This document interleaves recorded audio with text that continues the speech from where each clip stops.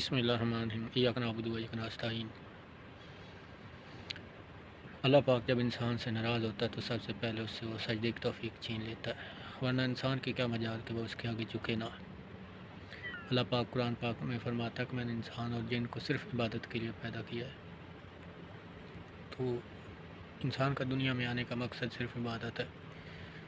پیسہ، جھوٹ، یہ سب ادھر ہی کچھ رہ جائیں گے، ناپ تول میں کمی کرنا۔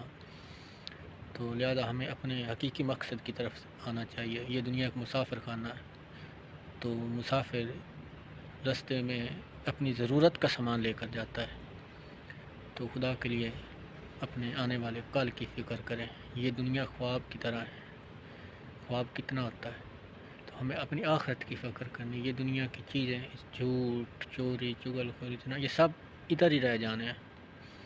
ہمارے ساتھ اگر جانا ہے تو ہمارے اعمال نے جانا ہے۔ آج اپنے گربان میں جھانکو، آج صبح سے لے کر شام تک ہم نے کتنی نمازیں پڑھی، کتنے اچھے کام کیے، کتنوں کا دل دکھایا، کتنے گناہ، جھوٹ، نہ جانے کیا کیا۔ رات کو سونے سے پہلے کبھی ہم نے اپنے اندر جھانکا ہے کہ ہمارا آنے کا کیا مقصد ہے اور ہم نے آج دن میں کیا کیا۔